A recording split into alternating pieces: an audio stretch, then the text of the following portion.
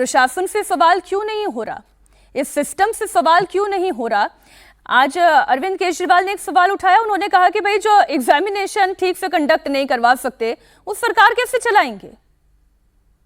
मीनाक्षी, देखिए ये एक मौका है एक नैतिक जिम्मेदारी का। देखिए हम मानते हैं कि राजनेता या जो लोग जिम्मेदार पद पे हैं उनका कोई इससे लेना देना नहीं होगा, लेकिन एक अगर नैतिक जिम्मेदारी लेकर के अगर कोई सरकार कदम उठाती तो मुझे लगता है कि लोगों के थोड़े से आंसू पूछेंगे। और दूसरी बात ये देखिए, हमें युवाओं को लेकर के बड़ा सतर्क रहना चाहिए। देश में देखिए आप अंतर्राष्ट्रीय स्थिति भी देखिए, युवाओं में अगर बेचैनी होगी वो सड़क पे आके प्रोटेस्ट करेंगे और लंबे अरसे तक, देखिए विश्वसनीयता बहुत जरूरी होती है, क्रेडिबिलिटी की पूरे सिस्टम की। और अगर लोगों का विश्वास डगमगाएगा तो हमारे लोकतंत्र के लिए भी अच्छा नहीं है। ये एक छोटी सी बात नहीं है, इससे बहुत ज्यादा देखिए देश में मेरे पास कितने पचासों मैसेज आ चुके हैं व्हाट्सएप के ऊपर, तो मैं समझ सकता हूँ कि देश में कितना लोगों को फ्रस्ट्रेशन है। कोई छुट्टी पे जाना था, कोई कुछ कर रहा था, अब सब लोगों को लग रहा है फिर से वापस पढ़ाई में जाना है और वो करना है। तो ये बहुत बड़ा एक एक मुद्दा है, जनमानस का मुद्दा है। और इसको देखिए हम सोचते हैं कि कोई राजनीतिक दल चुनाव जीत रहा है तो सब कुछ ठीक है, ये बात नहीं है। लोगों में एक खुशी का माहौल होना चाहिए, मतलब लोगों को इस तरह की बेचैनी नहीं होनी चाहिए।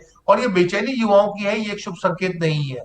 बिल्कुल ठीक बात। एनटीए दावा करती है ना कि परीक्षा पूरी सुरक्षा में, तकनीकी व्यवस्था में, जीपीएस और एआई के पूरे निगरानी में ये परीक्षा कंडक्ट कराई जा रही है। तो कितनी लचर और कितनी कहें खोखली ये सारी व्यवस्था है, वो तो ये तमाम जो है दावे और जो तमाम जानकारियां सामने आ रही है उस दावे की पोल खोल देती है। लेकिन जब हम ये चर्चा करते हैं ना अवस्थी जी की निराकरण कैसे हो सकता है, क्या इतने लाखों स्टूडेंट्स का ऑनलाइन एग्जामिनेशन एक दिन में कंडक्ट कराना क्या पॉसिबल है, पहला सवाल ये। और अगर एक दिन में इसे कंडक्ट नहीं कराया जा सकता है तो क्या अलग अलग पारियों में इसे अलग अलग दिनों में इसे डिवाइड करके फिर कंडक्ट कराया जा सकता है। और अगर ये ऐसा हो सकता है तो फिर एनटीए डर क्यों रही है, वो क्यों नहीं ये कर पा रही है।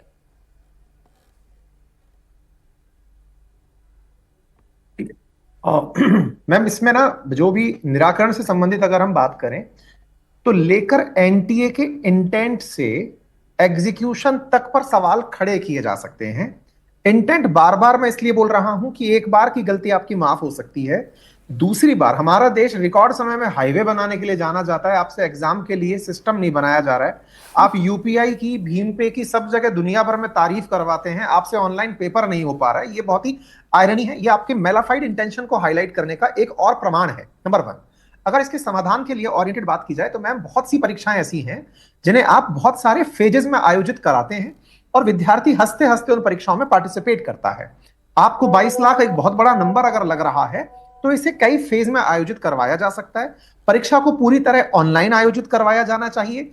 पेपर के लिए मैम जैसे ना होता क्या है कि जब पेपर प्रिंटिंग में जाता है तो प्रिंटिंग प्रेस से लीक होने के सबसे ज्यादा चांस रहते हैं। अब तक जितने भी आप पेपर लीक के उदाहरण निकाल के देखेंगे तो दो मेजर रूम, दो जगह निकल कर आती हैं।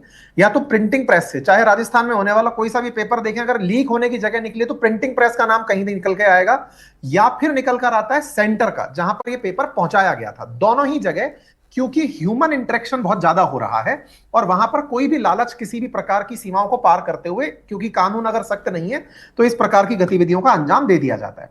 लेकिन इसका समाधान कितना आसान है कि आपको प्रिंट कराने की जरूरत ही नहीं है।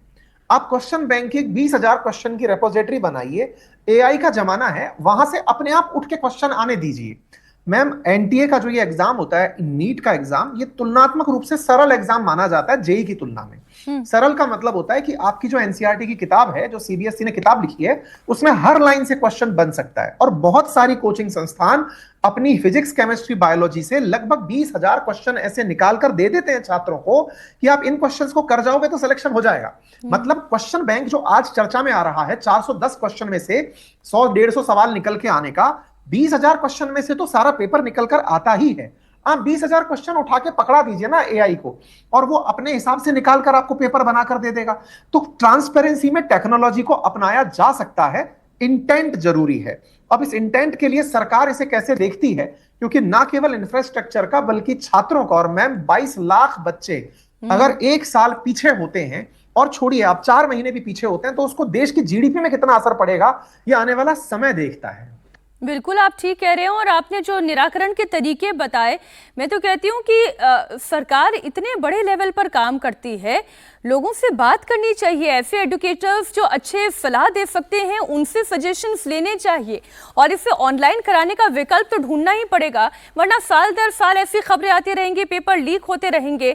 और उन मध्यम वर्गीय परिवारों का सोचे जरा, जो अपने एक बच्चे को नीट की कोचिंग कराने के लिए न जाने कहां कहां सेंटर में लाखों की फीस सबमिट करते हैं और फिर उनका एक डेढ़ साल 2 साल बर्बाद हो जाता है, फिर वहीं शून्य से वो शुरू करते हैं।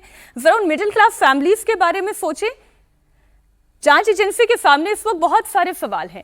नीट पेपर लीक की साजिश का मास्टरमाइंड कौन है? पहला सवाल तो ये। 120 सवाल हूबहू पेपर में कैसे मिले? गैस पेपर कहां तैयार किया गया? गैस पेपर सबसे पहले किससे मिला? गैस पेपर 20 लाख में क्यों बेचा गया? कितनों को बेचा गया? कैसे बेचा गया? और कितने स्टूडेंट ने गैस पेपर खरीदा?